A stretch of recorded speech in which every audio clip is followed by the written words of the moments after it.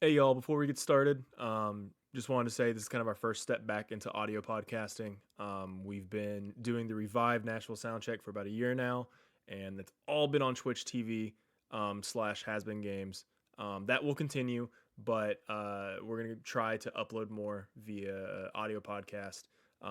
If you hear any sounds like notifications and stuff during this episode, I apologize. That's just from Twitch itself. Going forward, we'll try to remedy that. But for this first episode, sit back, enjoy, and thanks for tuning in. You good? Yeah. I'm trying. Fuck. No, you're good. Yeah. Cause we got Uncle Beezy in here. Yeah. All right. Did I turn off the music? I did. No, his emoji didn't show up on the little widget. That's annoying. I feel like I've seen a lot of them. It didn't show up in chat either. A lot of like phone emojis have been doing that recently. Yeah. Well, it's shown up in chat for me. I just don't see it like on the little on-screen widget guy. So for me, it looks like a white circle. Yeah. Weird. Cool. Well, hey, we are sort of back. This is like a preseason Travis-less, not updated logo, screen, or idea first episode of the season, but we are here. We are back. This episode's going to be like half talking about the preseason leading up to the season and half kind of chit-chatting about how the format of this might change. Me and John talked about it a little bit beforehand. I've been thinking about it for a couple months. Yeah, we'll see where we go from there. But before we start, John, how you doing, buddy? How was your off season? You know, by and large, no complaints. The off season feels like it was both eternity and, blink and you miss it. Mm-hmm.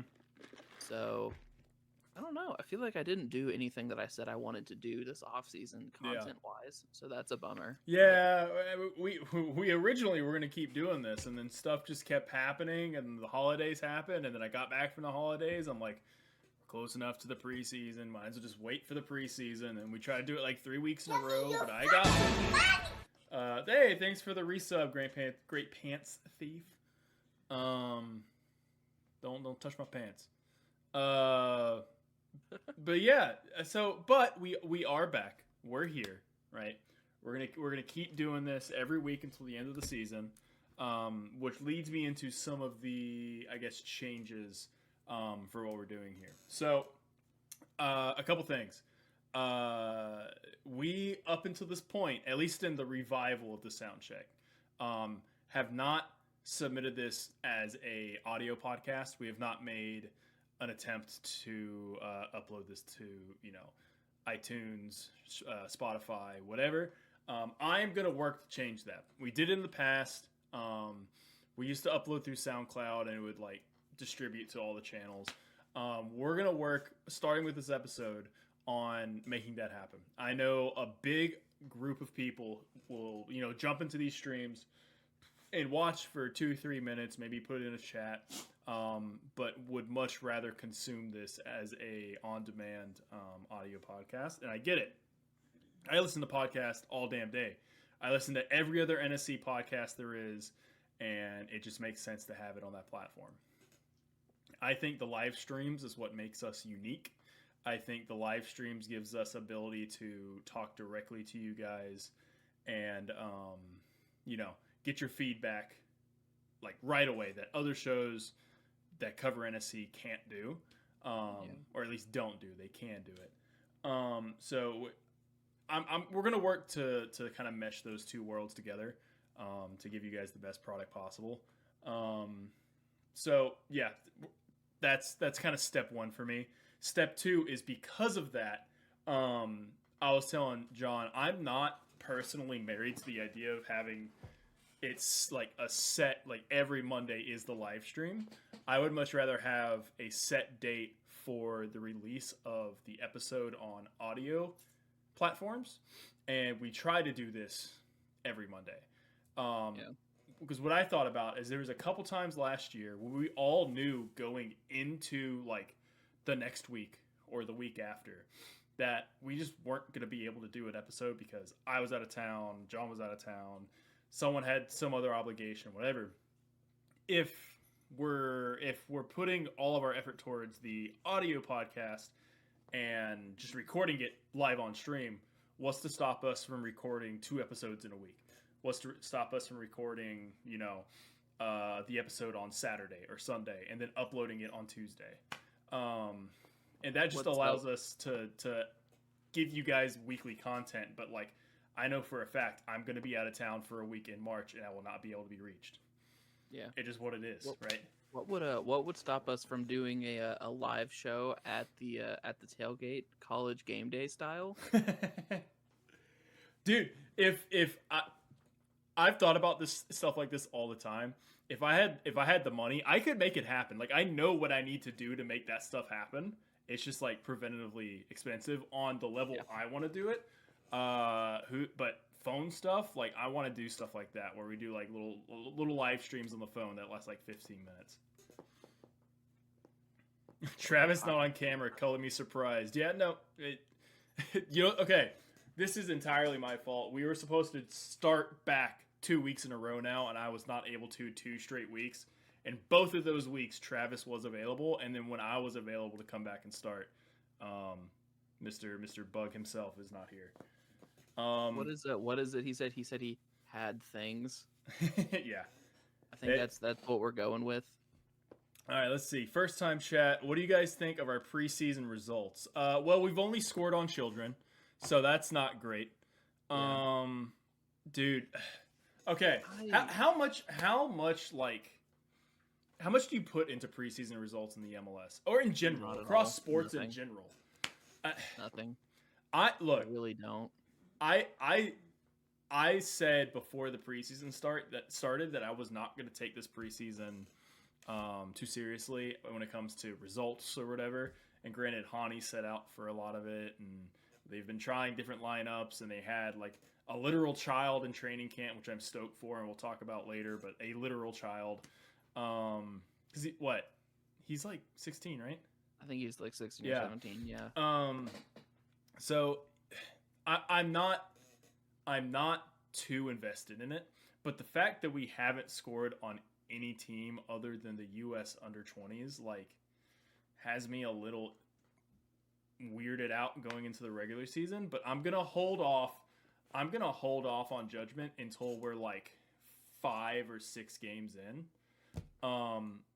because I feel like anything can happen to start the season. The MLS is weird, preseason's weird. At the 5 or 6 game mark is when we will have the amount of games and the amount of like actually being able to watch the team, to be able to start to make judgments. But when it comes to the preseason results, I'm not stoked about it, but I'm not over the moon. Yeah, I think that's exactly where I am, because essentially, there haven't been a whole lot of additions, right? It's by and large just Fafa Pico and Nick DePuy, who I think is a great addition. Don't get me wrong. Oh no, I'm completely on board. I feel like if we go back to the games, talking either leading up to Houston games or right after Houston games, I mean, he's a goal dangerous Alex Mawil. Yeah, he's a very good defensive winger, but with offensive numbers. So I'm excited for him to be added to the team. But if you look at it from a chemistry perspective, like Dave is gone, but that's about it. Yeah, Dave is gone, but like it was time. It was time for Mayer to kind of step into that position if they weren't going to sell him for, whatever amount of money that he would bring in. I think he's good enough. I think he's not a younger version of Dave. They're 2 different players, but he's the same sort of talent level. And when he came in last year, I was never worried. I think it's his time to take the position over. And they did a good job, and other podcasts in the NSC market have said this. They did a good job of going to get a comparable player to Dave for less that is going to sit behind. Isn't he like Mayer. Comically similar though? Like they're almost the same age from the same They're place. both related to Mitt Romney somehow. Both undervalued by the Galaxy. Like yeah. I think it's actually just a mirror that they held in front of Dave Romney is who they bought. Who doesn't start Schaff and Randall and Pico. Dude, okay. So, there's so much to talk about, and we will get into as much as we can. But like, what do you think going into game one? Like, what's different? What's the same? Who starts? Who doesn't? Do you have any surprises that you think are going to sit? Like, what's going through your mind going into game one? Given that we have another week and a half? Like a week and a half, yeah. I think the only hot take for me is I think Hani starts. I hope so.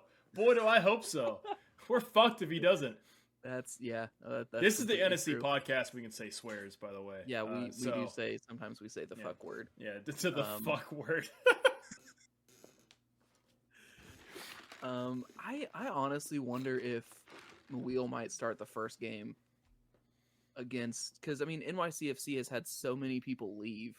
They're gonna be weak this year. Like absolutely. If there was ever a team to play right off the bat when we have like perceived struggles in the preseason, it's this NYCFC team. Yeah, it's a team that they lost Tati Castellanos and their coach mid-season last year. Then they lost Abear, signed with Seattle. Maxi Morales left, I think, to go back to South America. Sean John left to Toronto, and Callens went to South America as well. So if we don't beat NYCFC game one, I'm going to be very upset. So what we're going to do is we're going to put Dax McCarty out there. He's going to start a fist fight in the first 5 minutes. We're going to get 2 red cards on either side of the field. Maxi's gone. So who cares? Hit the next shortest guy. I don't know. The next shortest guy. Just hit somebody. Yeah. But yeah, I mean, I think that's a good opponent to start off with. I honestly think if Hani's Hani, please, I pray to God, I pray to the soccer gods, Hani is like even 75% of the player he was last year would be all-star level. If Hani is Hani and Fafa Pico is the player that I think he's going to be, and either one of our mausoleum of strikers decides to start putting the ball into the net, we will be a damn good team. But that's a lot of ifs, and that's also writing on Hani not having a 2020 where he had injury problems, or 2021? 2020, it was first year. Yeah, that we don't have a 2020 Hani, and we have the last 2 years. At the same time though, and I know this was a year one debate, right? What's up, Hunter? And can Hani and Randall play the same time? I feel like Randall can function if Hani is rested. Like, I feel like he can fill that role as the hybrid, the 10 and the second striker. So I've seen people talk about this, and I've thought about it. Like, Hani has effectively, right, become a second striker. He's not playing a traditional 10 anymore. No, he's not. He's essentially a second striker, right? Randall Leal, I personally think, and we've kind of seen him do it, can play that 10 role. Yeah. What if Hani just becomes the striker that we've all wanted, and we pick up something somewhere else in the summer window? Dude, I don't fucking know, but like, I'm just trying to think of scenarios where this team is successful with what we have, and I think they will be a good team. But like, I just don't. I'm trying to find the pathway to like the promised land. I think so. I think for me, I would have to bank on an on year from CJ. Yeah, and by on year, like how many goals are you thinking? I'm thinking goal contributions, goals plus assist, 15. Yeah, we need something like fuck. Anything like, I don't know. I can't watch this team have no striker for another full season. Yeah, and it's I'm going to. I will, but it's gonna hurt. Look, he's not a Gary Smith 9. No, and I know like we say that, we've been saying that for years, but like he's not. Yonder was more than Dude, Ake was at this bring point. back Yonder, like get him on a non-DP contract. I said the entire time when people were like, get rid of Yonder, that he would have been. He's a great player in Gary Smith's system. He was a decent player while he was here. He just got COVID while he was in Venezuela on international duty.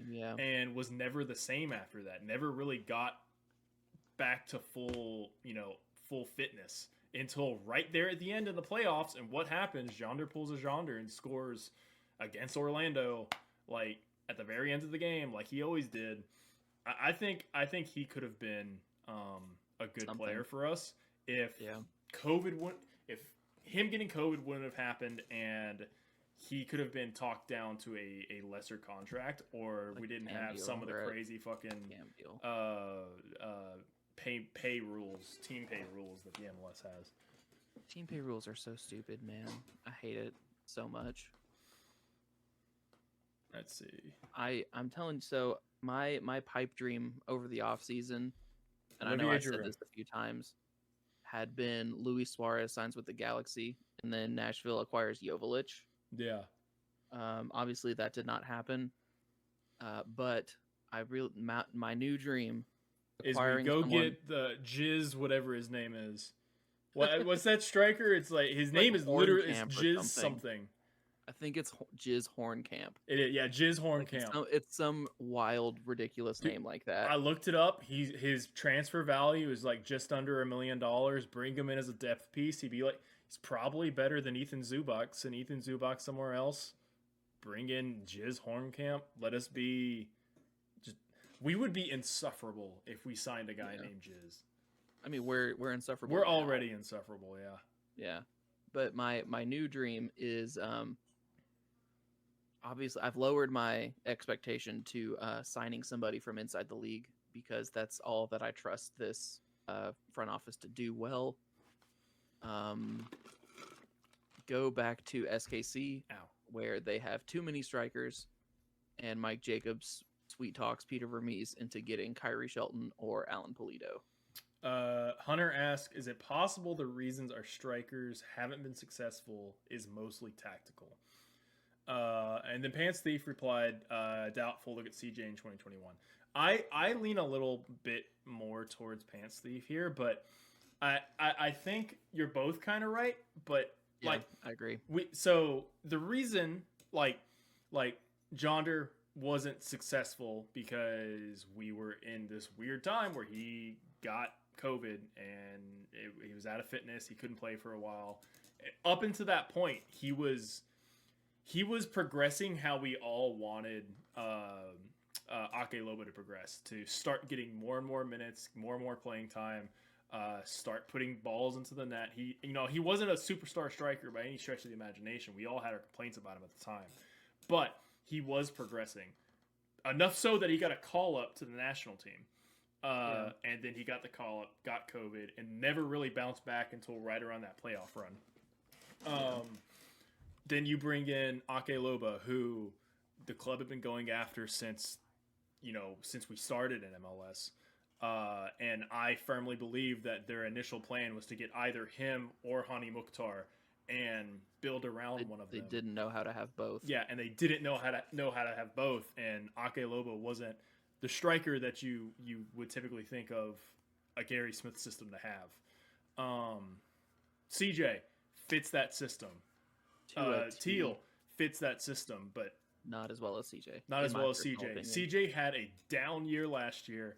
Personally, I think it was more so him just having a down year and not the system. I think if CJ's on, he fits perfectly. If Teal's on, he fits pretty well. So what had more of a down year last year, CJ's goal production or his crypto salary? Oh, God. Oh, I forgot about that. I wonder if he's still doing that, dude. I hope not, man. I hope not, too. Pay him in Give this dollars. Man American dollars. Oh, dude. I wonder what his losses were. Dude was making... Once you translate his salary over, he was making like $28,000 or something. Like he was paying Nashville SC to play for them. Yeah. Oh, What poor do you think guy. that does for his taxes? Like, God. I don't want to be anyone's accountant because tax rules are wild, but like, man, you imagine walking into his being his accountant. And CJ walks in, he's like, "Man, what did you do?" H-Man 100%. He was getting paid in crypto last year. Him and He was getting paid in cheap Castellanos seats. was too, right? Or was he? I know Castellanos was super into NFTs. I think he.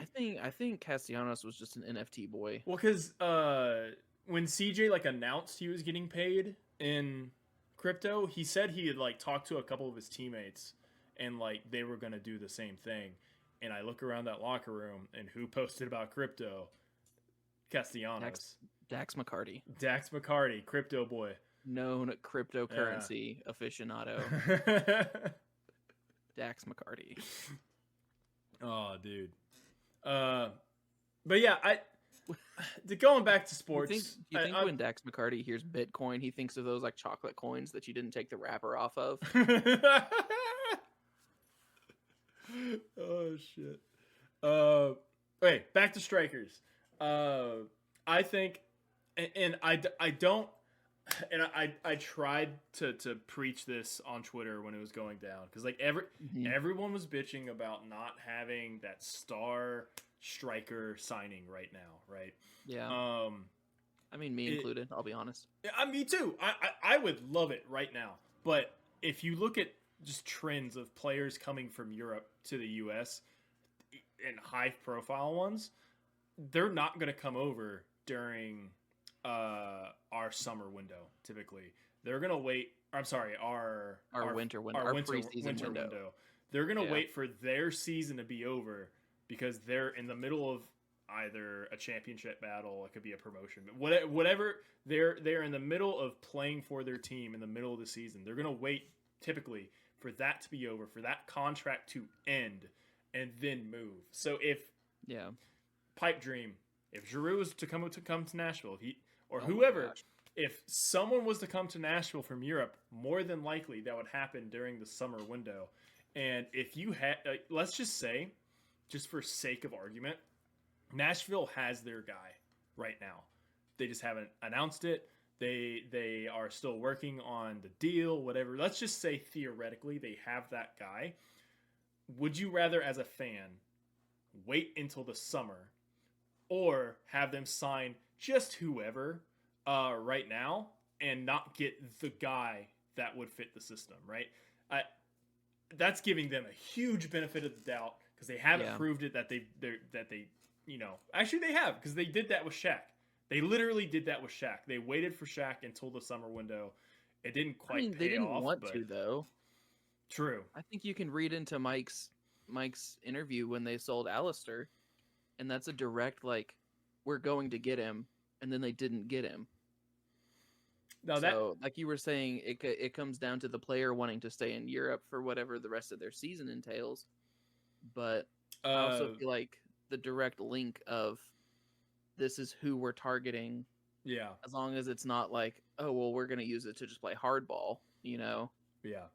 H-Man makes a great point. An idea. He makes a great point. He said DP slots instead of international slots, but I get what he was saying. I would like for us to stop giving away, he said DP, he meant international slots for GAM every 5 minutes, please. So I'm okay with it because, and I believe it was Club and Country, I think Wes brought it up, that NSC at like better than every other team in the league rate has gotten their players green cards. Like, I don't know what's going on with their lawyers, what connections they have, but like players get green cards like that when they come here. Like, they got that Ingram money. Yeah, I guess, man. And they don't necessarily need all those international slots. And if they're sitting there, fuck, dude, just get rid of them. Like, get money out of them. And they still have slots to spare. I think Randall Leal just got his green card finally. I think so. A couple other players did, and they're not taking up those international spots. So why not use that GAM or get that GAM to, one, pay down salaries, but two, go get something else. Where my frustration comes in is when you have a Uncle or a Scrooge McDuck level of Gam sitting in a safe room somewhere. Yes. Stop 100%. fucking swimming around in it every off season. Fucking use it. And use it, or at the very least, dude, it's so easy to communicate.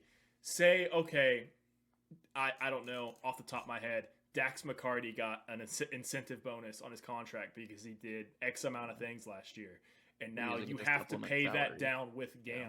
Tell us, and we will shut the fuck up about Gam.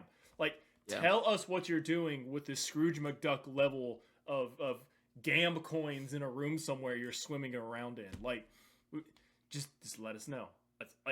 And plus, I've seen in multiple places Gam and Tam are about to just go away. So what's going to happen with what you have? Is the league going to go poof, it's gone, or like, do we need to spend it before we get to it disappearing? Like, I don't know. I think one of them's already gone. I think Tam. Yeah, I think Tam is already scheduled to leave, but Gam, I don't fucking know, man. I think Tim at Club and Country did like an intro to MLS article. It would have been before season 1. So I feel like before every season, we just need to dig that link up and send Tim free publicity of like, hey, everybody who might not understand this league, or if you want a refresher, because I mean, I probably could do with reading that every off season. We're gonna play a game here. Read this. We're gonna play a game. You, John, have been named MLS commissioner. Okay. Garber has choked on a Cheeto. He's gone. Sorry. Rest in peace. He's dead. It is now you. What is your first thing you do with the TAM, GAM, designated player, salary cap, whatever, when it comes to how players are paid? Oh shit! Congrats. That's a funny thing to drop in chat. What do you do? How do you change the MLS? I'm really tempted to just say fuck the salary cap. Okay. But then that's the only thing that everyone now boo John. He is the commissioner. It is custom. It's true. Yeah, no, everyone has to hate me now. It's obligation. Salary cap, if you think about it, is really the only thing that keeps MLS as competitive as it is. It's the only thing that has had us it's the only reason we've had this amount of parity. Yeah. Because without the salary cap, LAFC is just they're kidnapping people. Oh yeah, yeah. They would have Messi already. Yeah.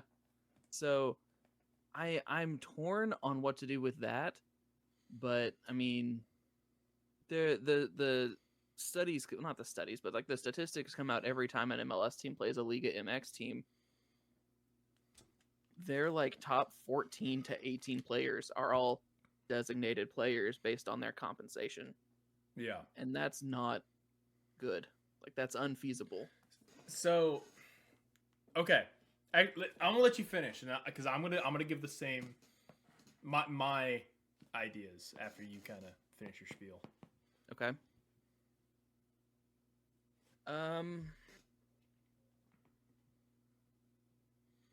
This is gonna be a really hot take for a lot of people. I don't want Pro Rel because I don't want the owners to hate me. Okay. I think let's give USL Pro Rel. Let's gamble on that, see how it goes, because I think they're already trending that way. Sorry. No, I saw it earlier. I saw the Pro Rel right earlier, and I was like, no, I'm going to lean into that a little bit. Yeah. Pro Rel as a concept really works for the sport in general, but Pro Rel in America, I feel like is very, very potentially problematic. Relegation doesn't really exist in any American sport. Yeah. Unless you're the Jets, which somehow haven't. They've been relegated, they just don't know it yet. Yeah. Gosh, what else would I do? I feel like I would keep it. I've had this dream for a number of years. It is MLS East and West of 2 separate 20-team leagues. And then MLS Cup is those those playoff caliber teams play each other. Okay, but let's stay away from league structure changes. I'm talking purely financial. Okay, let me let me compromise and only relegate Cincinnati. Fucking I like done. that. Let's just nuke the team. Like, just get rid of it. Stadium's nice though. Yeah, we can take that. We could repurpose that as like a Nashville SC gift shop. So here's what I would do. I agree with you. I think a lot of the devices put in financially for MLS are directly responsible for MLS safely getting to where they are now, where they have a team that's worth $1 billion.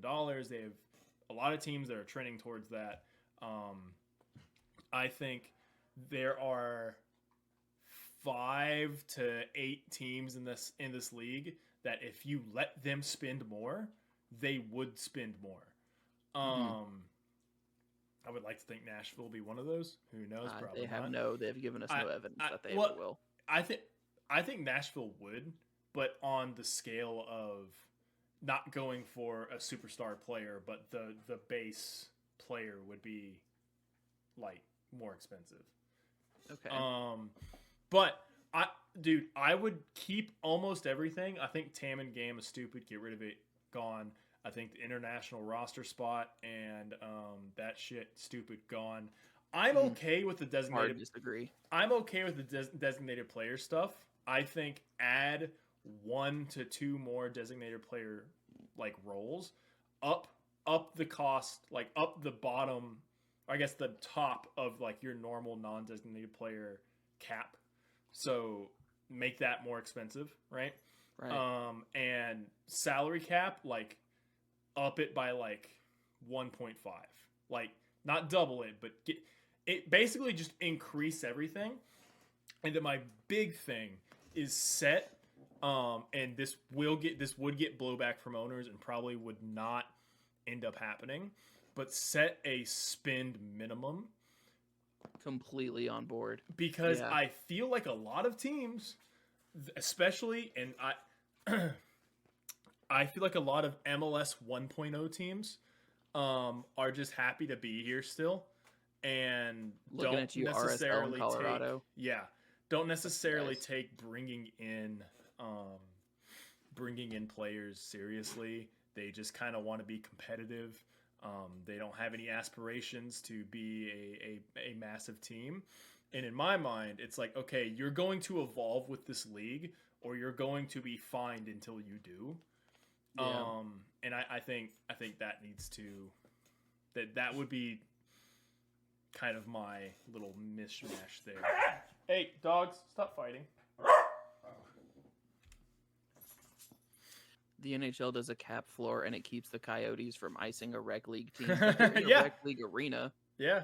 So I think the Coyotes should have been moved to Quebec a long time ago, but it's fine. I mean, yeah. Also, look at that. It's a negative association with the sporting context of the word Coyotes. Let's keep that going. Hate it, man. Hate it so much. International slots in most leagues on the planet have some type of purpose or mechanism. I think they're important to stay, but I do think you should still be able to sell them for some type of like economic benefit. Yeah. Okay. Do you have anything else on like financials? I didn't mean to cut you off. I don't think so. Okay. But I do have one curiosity though, because if you look at the numbers of like DPs by position, they're overwhelmingly attackers. Yeah. In an already attack-favored league. Because that's like, if you can only spend a certain amount of money, you're going to spend a certain amount of money to score goals. Yeah. Right? Unless you're Nashville and Walker Zimmerman. Stop it. It hurts. No, I'm okay. No, I'm not against it. I'm just saying I think it's funny. So my question is, what if you made it like you can have 5 DPs, you can have 6 DPs, but they have to be evenly spread across the field? Ooh. So you have you mandated them by position. You have like 3 forward DP slots. You have like 2 midfield and 1 like defenseman. 2, 2, and 2, but so the like, goalie and defense count in the same realm. Because with the league as it is now, if you have a DP as a goalie, you are 100% wasting a slot. Yeah. Oh yeah, you're stupid. And you can make the argument if you have a DP of a center back, you're wasting a DP slot. Which You can make the I'm not making that argument, but I do think Walker being a DP kind of puts Nashville behind the 8 ball to where they can't afford to miss with the third DP slot. Hunter has a point. How does that work if a player plays both fullback and winger? It doesn't. If somebody Gareth Bales and they start as a fullback and they become a winger. Yeah. I don't know. I'm spitballing right now. This is the first I've ever conceptualized it. Yeah.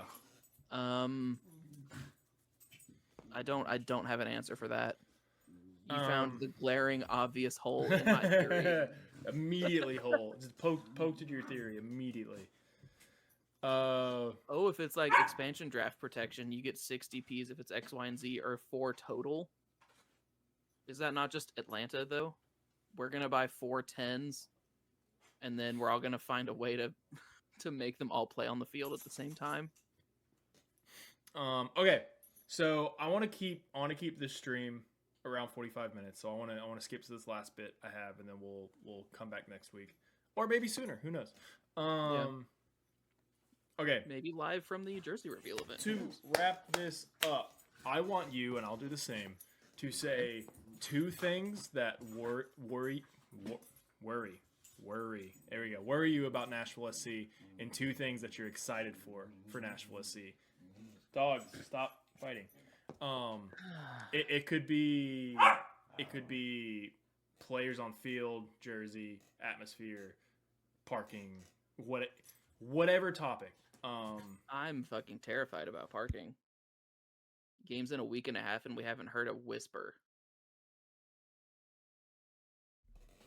Yeah, dude, I don't know. I looked at it. I went and looked today, and I was like, surely there's something somewhere. And there's no parking anywhere. Like no parking mentioned anywhere. Yeah, so that absolutely worries me. I guess another thing that worries me is the communication is still not great. Yeah. With the team to fans just in general. And I told Brian this a little bit before we got started. I was not positive on Twitter this morning about like, oh, football's over. Go back to complaining about how Nashville SC's communication is horrible. Yeah. Like they have an all-day event on Saturday, and they sent details about it today. Yeah.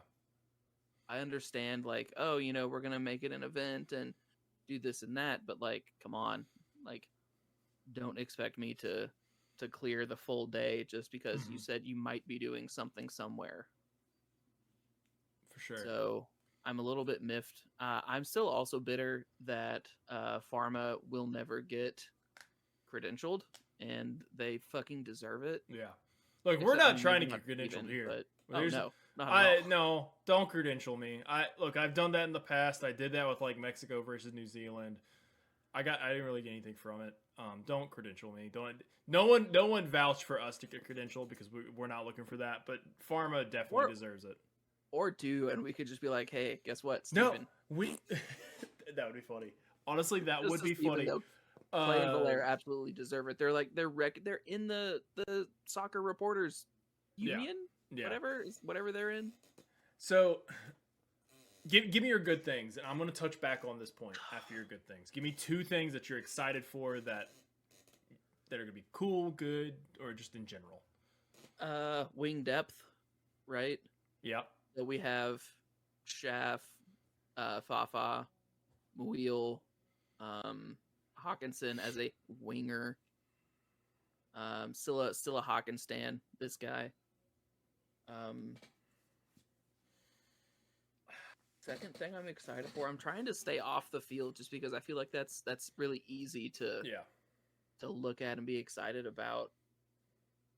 I mean, I'm excited to be back in the fucking stadium. Yeah. Because I had this thought a couple of weeks ago, like, there are 3 places that I would say feel like home.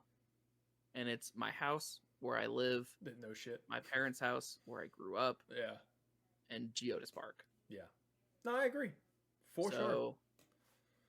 And I think that's my second thing. Yeah, and like it's felt like that since the moment I stepped in. Like I went to a TIFO practice last year before the first game, and it was like I've never felt more comfortable in a place in my life. Like it's so nice to finally have a place like that.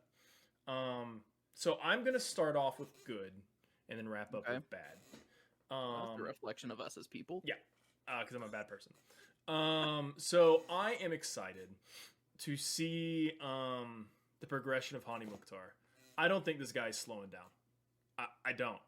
He's still relatively young. I think he's 27, right? I haven't looked. I'm scared to look. Yeah, the rest of the team is so old. I think he's still relatively young. He's been on an upwards trajectory since basically we got back from the pandemic. Since late 2020. Literally since the Houston free kick goal at the tail end of 2020. From that moment on, it's been on a tear. Yeah. A solid line straight up. I don't think he's done. I think he's gonna tear it up this year, and I think you need to be right. And I need to be right, because if I'm right about that, Nashville will be a contender. Because if you're wrong, if I'm wrong, Nashville might miss the playoffs. There's a lot of other ifs involved in that. Who knows? Maybe we have Adam Sipik, whatever. Maybe he shows up. The Eastern European and is a god. I see. So it's Sipic. That's what I think it is until I'm corrected. And then everybody saying beer in the comments. So is this the official beverage of the podcast, the Hard Baja Blast? Yes. Okay. Thing number 2 is I am excited to see how the back line and the fan culture continues to progress. Every year since we started back in 2013, it's been better and better and better every single time. And there's always something new. And we're always getting better. With the couple asterisks here and there, like the fan protest last year was a little silly in my opinion, but it was just we went on about that. Yeah, we've talked about it before. I'm not going to revisit it, but yeah, I think the Nashville has the base here if they pair it with a run in the playoffs, deep run in the playoffs in the next 2-3 years. They have a base here to create something special, and they kind of already have. What qualifies as a deep run? Semifinals or final.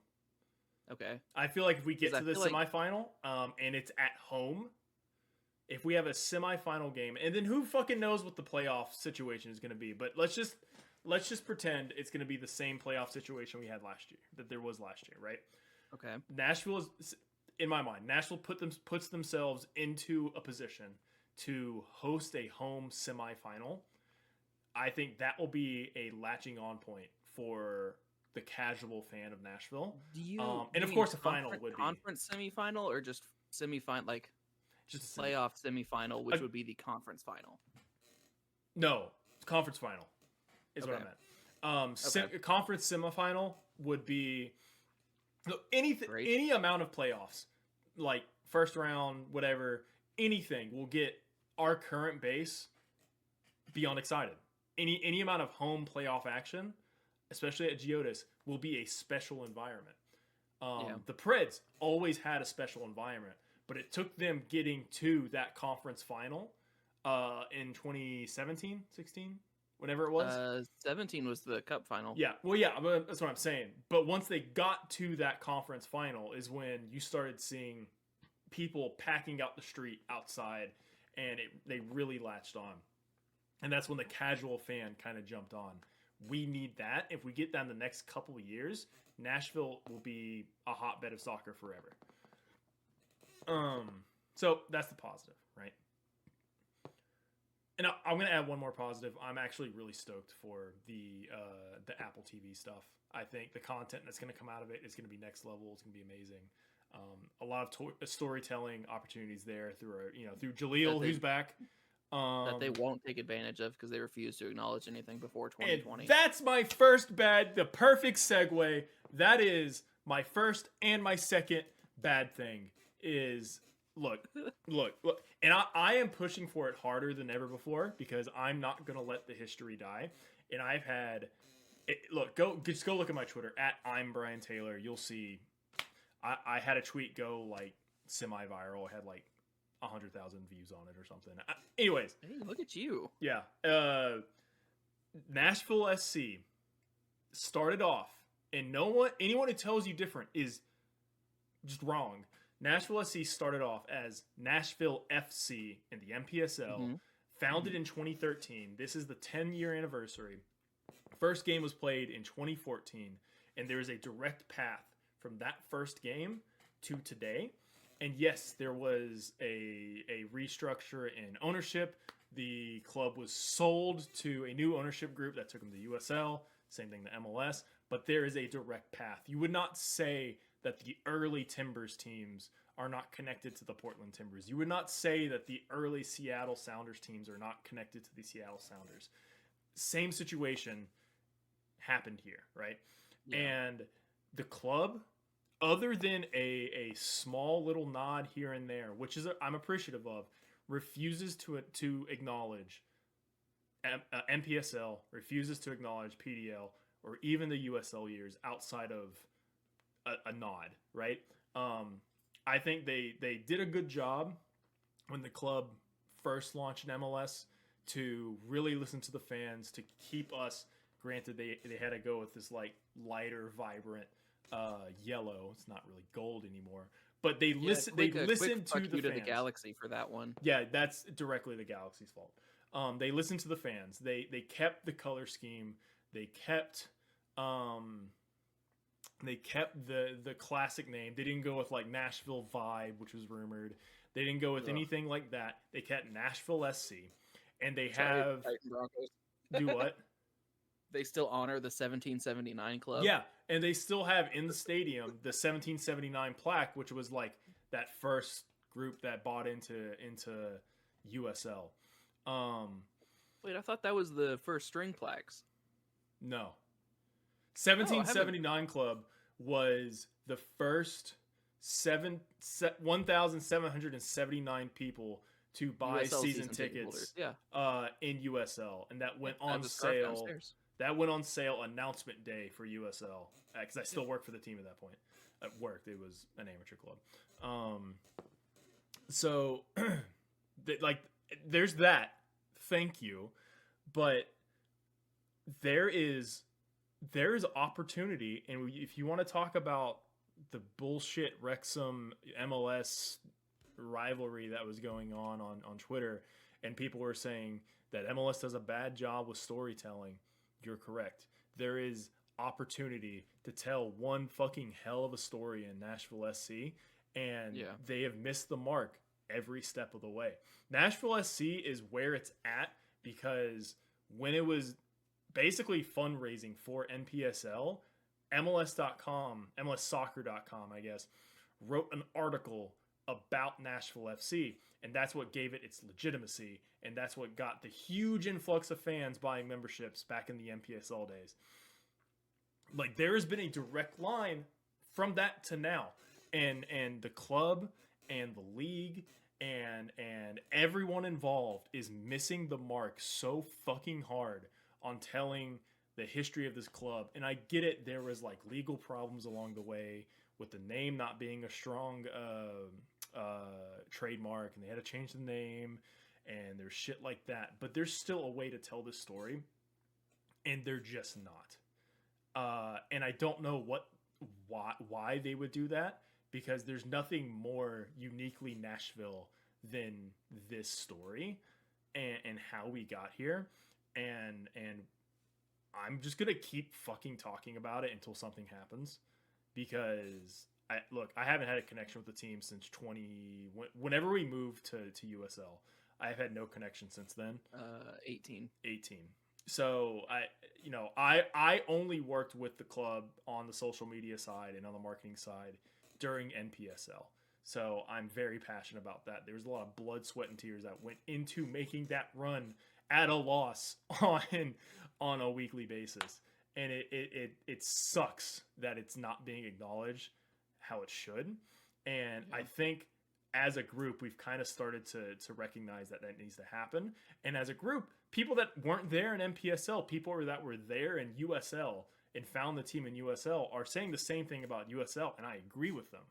We need to make sure that this story is told from beginning to end by the fans first. And if we just keep talking about it and won't shut the fuck up about it, they're going to have to acknowledge it eventually. And that's, I didn't have anything to do with this. It was a surprise to me. I was excited. But that's why I was so stoked when the Roadies announced their scarf being a throwback to that first NPSL Founders member scarf. You mean to tell me you didn't have a single hand in that? No, I literally didn't design it. The one thing I had was I got a text message saying, can you send me, because I had, the rendering of the original scarf from Roughneck. And I was like, hey, can you send me that? And I was like, yeah, sure, here you go. And then this popped up. I had nothing to do with it. I have the hardest time believing you. It wasn't me. I would claim it from here until forever. If it wasn't me. That I believe. Yeah. I did, however, make a 6x8 foot flag with founded in 2013 or established 2013 and those same stripes on it. That was me. So yeah, I want to make sure, and I don't know if it's going to have to be through us, if that's going to be through supporters groups, other podcasts. Sorry, I'm choking up. To keep telling this story, and by choking up, I mean literally choking. I'm not going to cry. It's okay to cry. Come on. But yeah, keep telling the story and just get the word out there. And look, dude, I promise any other podcast that may hear this or see this, I promise I won't say the fuck word on your podcast.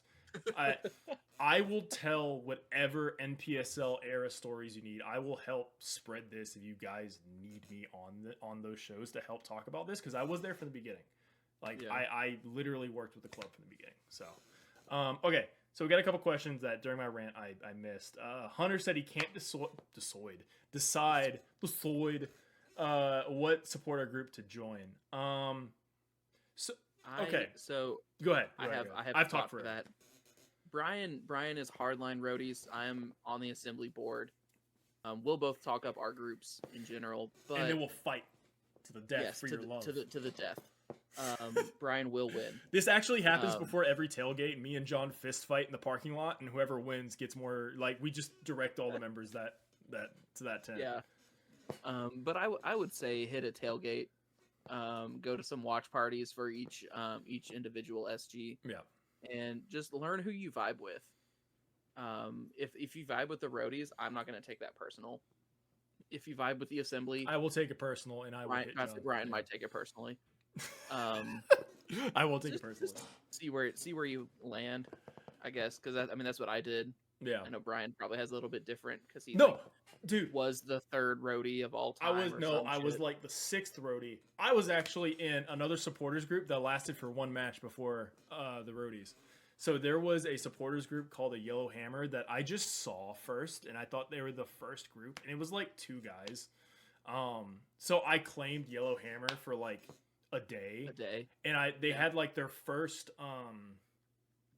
like meeting or whatever of the group, and I showed up, and it was me and like one other guy, and I was like, okay. And then Rondil, Simeon, and like two other guys that I can't remember their name from the roadies, like the original roadies, showed up.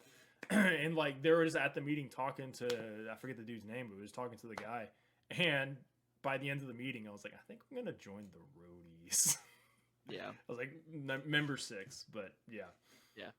I will say, and this might sway any of you, and I will do this on purpose.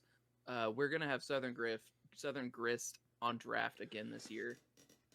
Our plan. So their shit is really good. So I actually went up to one of their tap rooms recently. I will hard vouch for us. Yeah. So okay. Again, you have me super involved with the roadies, John super involved with assembly. Sad Bug, super involved with the Croc Block. So, yeah, which I guess we're all somewhat involved with and isn't like a real supporters group, but Yeah. just us being. It could be, who knows? But what I tell people now is, one, there is nothing wrong with being a member of multiple groups. Nothing wrong with it. In fact, I encourage it because every cent spent in any of the official groups of the backline, and some of the other ones, I don't know, but any of the official groups in the backline, every single cent spent is put directly back into making the Nashville SC atmosphere what it is. You see the smoke on it. You see this. The smoke right there on the background screen, like that. That is from people joining these groups, right? Stuff like that. The La Brigada flag you see in that background, like that was bought from that. Like tifos, tailgates, whatever. There's nothing wrong with joining multiple groups. Now, when you gotta, like John said, just jump around, see who you vibe with, who you want to join.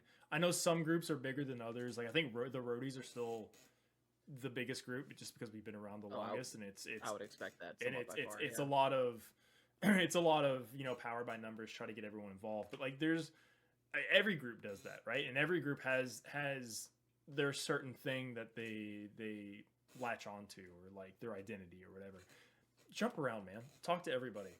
And there's nothing wrong with if like La Brigada puts out a badass scarf and you don't really you don't really feel an attachment to that group, but you want the badass scarf. Dude, buy a membership. Get the badass scarf, and they will use that money to make their tailgate amazing, which will in turn bring in more people that may not necessarily be like you, but will enjoy that atmosphere. Or same thing with the assembly. If the assembly puts out a badass scarf, I'm going to pay to be in the assembly for a year and get a badass scarf, right? So yeah, just jump around, make friends. At the end of the day, we're all on the back line. We're all NSC fans, and everyone's kind of on the same page. I there's rarely any like negative emotions between the groups. Like from what I've experienced, it's everyone's just trying to be fucking loud and drink beer. I will say, as a response to H-Man's, when are we tifoing the Sad Bug? I can make that happen. I would not complain for a Sad Bug 2-pole. I can make that happen. I would not complain. I tend to bring the random 2-pole memes and flags and shit, so I can make that happen. The thing about that, and why I really want it to happen, is the potential to get, like, if you put the Sad Bug and then the Soundchecks like Twitter on there, and if we got Timbo to get a hold of that, it would be excellent. Oh, and yep, Titan Broncos makes a good point. You don't need to be sitting in the supporter section to join a supporters group. You could be sitting. You don't even have season tickets. You don't have to be in the damn stadium. You can live in Connecticut and be a member of the Roadies. Like there are some of the abroad members have joined SGs, right? Like some of the 100%. UK fans have. 100%. It will do nothing but help the the atmosphere in that stadium. Oh, excuse me. Okay. I think this is a good stopping point. Sad Bug, but with Travis's face. Oh, 100%. I'll make it happen, dude. Do I need to be in a supporters group to be in the supporters section? No. No. So the supporters section has always been, will always be general admission. You can, and it's always the cheapest seat in the stadium. You can buy a ticket, and if you get there, with the exception of the capo stands and where they put the drums and the instruments, you can sit wherever you want. You get there first, you can sit there. So if you want to test it out, I would suggest just going to a game and maybe not joining a group. Go to a game, go to the supporter tailgate, wherever the fuck that's going to be this year, and jump around, talk to people in La Brigada, talk to people in the Heaters, talk to people in the Roadies. Who am I missing? Eastern Front. Fubar, who's official. Fubar's now. Official this year. The Assembly, talk to John. He'll give you a hug, maybe tickle you. Don't make it weird. It's just a thing he does. No, John, don't. You do. You literally just said don't make it weird. No, I'm telling them not to make it weird. I'm trying telling to help you don't out. make it weird. Talk to people. Have fun. Go to the game. Sit wherever. There's no like assigned areas per supporter group in the section. Once you get in there, the supporter group is kind of almost shed away, and you're just a member of the back line. Like, once you're in the stadium, it no longer really matters. You're just in the back line. So yeah, just get weird, man. Define weird. Every person has a different line. We're a goofy and I don't know what here. to tell you. John's just a silly little guy, all right? And you just need to let the silly little guy come out sometimes. No, I keep him in that closet back there. He only comes out on special occasions. I see. Cool. All right, we're at an hour, so we're gonna wrap up here. I was gonna go 45 minutes, and then I went on like a 10-minute rant. A well needed 10-minute rant though. Like we can't afford to let, what would that have been, like 5 years of the best story, and I say this with incredible bias, that an MLS team has to offer. Like, we climbed the pyramid. Yeah, and in under a decade. Okay. Yes, we climbed the pyramid in like 8 years or whatever. Officially in like 5 years, because we got the MLS bid before USL even started. Yeah, and my last thing on it. I'm sure another fan base will get a hold of this, or one of my future rants and be like, "Oh, they technically folded, and the legal entity of the club went away." Eat my ass. Fucking shut up. Like, sure, the legal entity dissolved and the assets were sold and blah blah blah blah blah. You wouldn't say that about the Sounders. You wouldn't say that about the Timbers. You wouldn't say that about all these other clubs that were in the old NASL back in the day and came back. You wouldn't say. I'm pretty sure the Cosmos have dissolved and come back 14 times at this point. Like, you wouldn't say it. The spiritual heart of the club has gone on. The Roadies have been around since the very beginning. The Assembly have been around since, I think, year one of USL. Like, all these groups, all these people have been around since this project started, and don't let other fan bases that want to get a rise out of you take your joy. Have fun with the journey, I guess. Cool. All right, we're gonna wrap up here. Just to kind of go over one more time. Pay attention to both the Has Been and the Nashville Soundcheck, and mine and John's Twitter, on any news on this being uploaded to Spotify, iTunes, whatever. I'm gonna work on that tomorrow. Excuse me. I'm also working on reformatting how the stream looks, and probably get rid of the sound alerts just so we have a better product to upload to SoundCloud. You mean you don't want Hank Hill about to bust? I kind of do, but we'll make a compromise somewhere. But yeah, so just keep an eye out. We're gonna do a lot this year, so yeah, thank you guys for tuning in. Thanks for whoever just dropped a sub. I didn't see it. Oh my goodness. Hunter gifted to Titan Broncos. Do what? Hunter gifted to Titan Broncos 2 pals. Aw, buddies. Cool. Nothing but sound alerts right now. Okay. See you guys. We'll be back for sure next week. Just don't know the format, but we'll be back. See you. See y'all. Yeah, man, I'll tell you what, that I'm damn gonna let this internet, play man, out you first. just go on there and point and click, get in there and talk about So good. www.w.com, and you got them chicks on there, man. You go click, click, click, click, click, click, click, click. It's real easy, man. Okay, now bye.